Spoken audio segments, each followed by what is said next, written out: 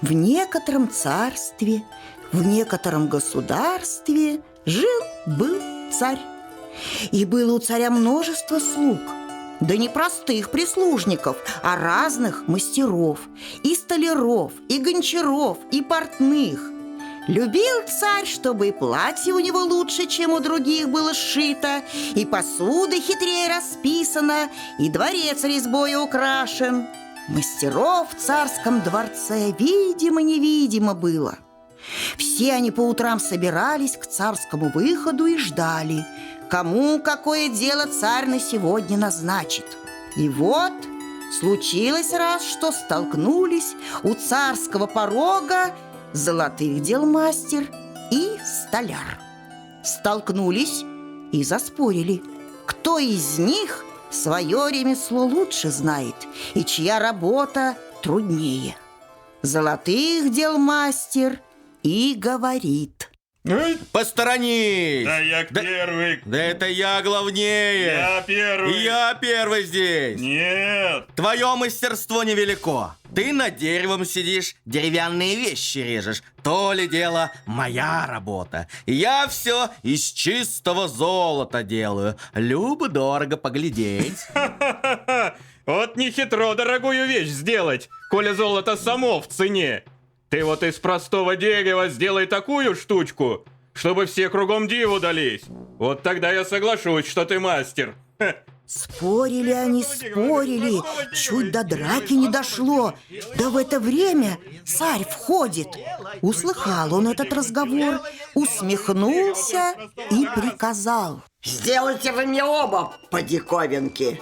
Один из золота, другой из дерева. Погляжу на них и решу, кто из вас лучший мастер. С царем не поспоришь, коли жизнь дорога.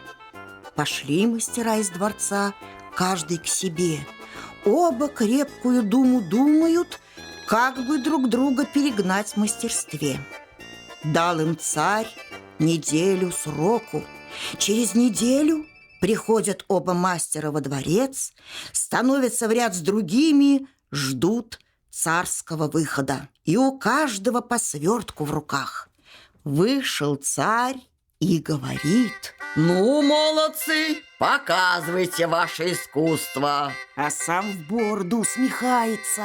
Позвать в палату и царицу, и молодого сына царевича. Пусть и они на вашу работу поглядят. Сели царь с царицей на лавку, а царевич рядом стал. Вышел вперед золотых дел мастер. Прикажи, царь-батюшка, большой чан воды принести. Принесли большой чан, воды налили. Развязал мастер свой узелок, вынул оттуда золотую утку и пустил ее на воду. Поплыла утка, словно живая. Головой вертит, крякает, носиком перышки обчищает. Открыл царь рот от удивления, а царица кричит: да это живая утка, а не золотая. Он, видно, живую утку золотом покрыл. Обиделся мастер. Какая же она живая? Прикажите мне ее разобрать, по частям и опять на винтики собрать.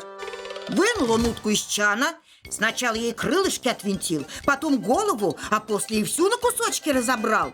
Разложил на столе, да и давай снова свинчивать. Свинтил, пустил воду, и поплыла утка лучше прежнего. Захлопали все придворные в ладоши. Мой мастер, мой мастер! Чудо сделал! Обернулся царь к столяру. Теперь ты свое искусство показывай. Поклонился столяр. Вели, ваше царское величество, окошко в этой горнице отворить. Отворили окошко.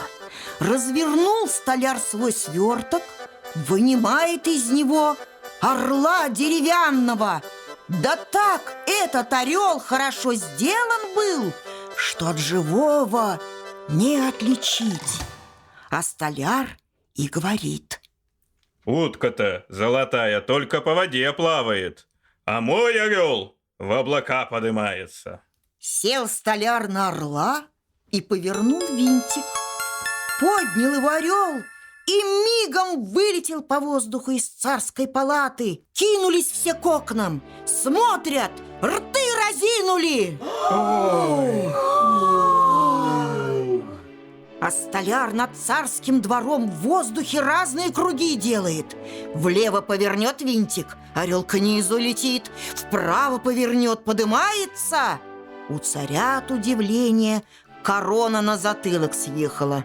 Глядит он в окошко, оторваться не может, а все кругом словно замерли. Такого мастерства никто не видывал. Покружил столяр по воздуху и обратно в палату влетел. Поставил орла в сторонку и к царю подходит. Ну как, царь-батюшка, доволен ли ты моим искусством? Слов не нахожу. Так доволен. Да как же ты эдак умудрился? Да как же ты ему этот венчик пристроил? Начал столяр царю объяснять, а в это время царица как ахнет, как закричит. Куда ты? Куда? Ловите! Остановите! Обернулись все на ее голос и видят, пока царь столяра расспрашивал, царевич молодой вскочил на орла, повернул винтик и вылетел из окна на двор. Вернись скорей! Куда ты? Убьешься!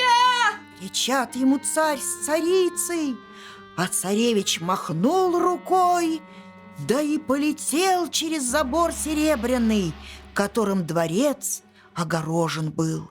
Повернул он винтик вправо, поднялся орел за облака и скрылся из глаз. Царица без памяти лежит, а царь на столяра гневается. Это ты нарочно такую штуку придумал, чтобы нашего сына единственного сгубить? Эй, стражники, схватить его и бросить в темницу! А если через 2 недели царевич не вернется, вздернуть столяра на виселицу. Схватили стражники столяра и кинули в темное подземелье. А царевич на деревянном орле все дальше и дальше летит. Любо царевичу, просторно, вольно кругом. В ушах ветер свистит, кудри развиваются, под ногами облака проносятся. И сам царевич, словно птица крылатая, куда хочет, туда в небе и поворачивает. К вечеру прилетел он в неведомое царство, опустился на край города, видит, стоит избушка маленькая. Постучал царевич в дверь, выглянула старушка. Пусти, бабушка, переночевать. Я тут чужой человек, никого не знаю, остановиться не у кого. А чего не пустить, сынок? Входи, места много, я одна живу. Развинтил царевич орла, связал в сверток, входит к старушке в избушку. Стала старушка его ужином кормить. А царевич расспрашивает, что за город, да кто в нем живет, да какие в городе диковинки. Вот и говорит старушка. Есть у нас, сынок, одно чудо в государстве. Стоит посреди города царский дворец, а подле дворца высокая башня. Заперта та башня 30 замками, и охраняют ее ворота 30 сторожей. Никого в ту башню не пускают, а живет там царская дочь. Как родилась она, так ее с нянькой в башне и заперли, чтоб никто не видел. Боятся царь с царицей, что полюбит царевна кого-нибудь и придется ее замуж в чужую сторону отдавать. А им с ней расставаться жалко. Она у них единственная. Вот и живет девушка в башне, словно в темнице. А что, хороша царевна? спрашивает царевич. Не знаю, сынок. Сама не видала, а люди сказывали. Такой красоты во всем свете не сыщется. Захотелось царевичу в запретную башню пробраться. Лег он спать, а сам все раздумывает, как бы ему царевну увидеть. На другой день, как стемнело, сел он на своего деревянного орла, взвился в облака и полетел к башне с той стороны, где окошко в тереме было. Подлетел и стучит в стекло. Удивилась царевна, видит, молодец, красоты неописанной. Кто ты, добрый молодец? Спрашивает. Отвори окно, сейчас все тебе расскажу. Открыла девушка окно, влетел деревянный орел в комнату, слез с него царевич, поздоровался, рассказал девушке, кто он таков и как попал сюда. Сидят они, друг на друга глядят, наглядеться не могут. Люба ты мне. Согласна ли женой моей стать? Я-то согласна. Да боюсь, батюшка с матушкой не отпустят. А злая нянька, которая царевну сторожила, все выследила. Побежала она во дворец и донесла. Царь-батюшка! Ой, царь-батюшка! К царевне кто-то прилетал. А теперь какой-то молодец, понимаешь ты что? И он в доме сейчас вот старушки, вон, помнишь, старушка там в лесу-то живет, а там скрывается царь-батюшка! Ой! Прибежала тут стража, схватила царевича и потащила во дворец.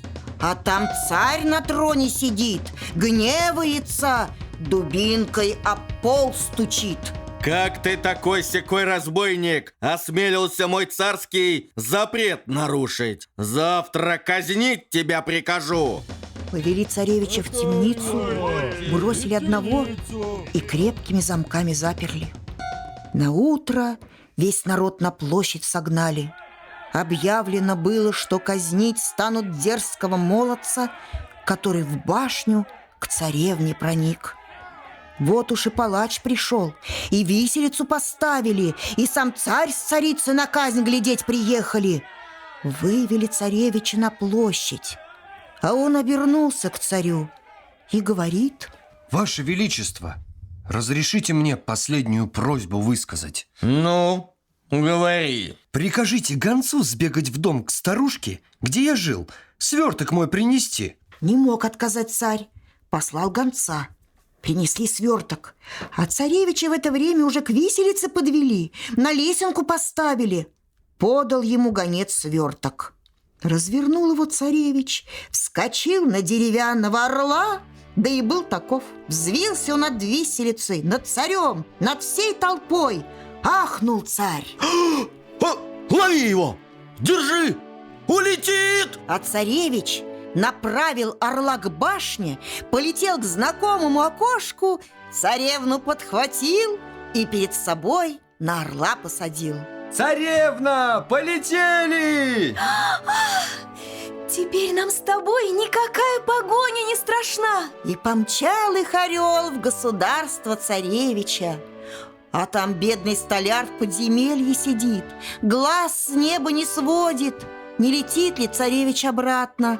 Завтра 2 недели кончаются, висеть столяру на веревке, коли царский сын не воротится. И вдруг видит, летит по небу орел деревянный, а на нем царевич, да не один, а с девушкой-красавицей. Смотрите, летит! Смотрите, летит! Опустился орел посреди царского двора. Снял царевич с него невесту, к отцу с матерью повел. Сынок! Батюшка, матушка! Рассказал им, где он пропадал 2 недели. Все от радости тревогу свою ему простили. А столяра из подземелья выпустили. Великий пир царь устроил. 3 месяца свадьбу праздновали. Ура!